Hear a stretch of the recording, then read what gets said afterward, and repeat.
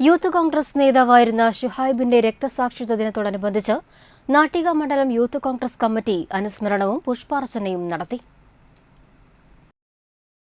നാട്ടിക മണ്ഡലം Congress committee president PM Siddique ഉദ്ഘാടനം ചെയ്തു. യൂത്ത് കോൺഗ്രസ് മണ്ഡലം പ്രസിഡന്റ് റാനിഷ് K. രാമൻ അധ്യക്ഷനായി. നിയോജക മണ്ഡലം ഉപാധ്യക്ഷൻ കിരൺ തോമസ് അനുസ്മരണ പ്രഭാഷണം നടത്തി. യൂത്ത് നേതാക്കളായ വൈഭവ് പ്രവീൺ, വരുൺ നാട്ടിക, ബ്ലോക്ക് കോൺഗ്രസ് ഭാരവാഹികളായ ഷൈൻ നാട്ടിക, പ്രവീൺ വലപ്പാട്, നാട്ടിക മണ്ഡലം കോൺഗ്രസ് വൈസ് പ്രസിഡന്റ് മധു അന്തിക്കാട്ട്, സേവാദൾ ജില്ലാ സെക്രട്ടറി ഉല്ലാസ് വലപ്പാട് എന്നിവർ പ്രസംഗിച്ചു.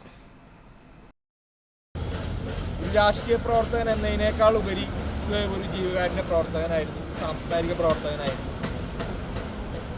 കൊല്ലപ്പെടുന്നതിന് തലേ ദിവസം വരെ രക്തം ദാനം ചെയ്തിരുന്നു. ആ ഗ്രാമത്തിലെ എല്ലാ ആളുകൾക്കും പ്രിയങ്കരനായവരാണ്.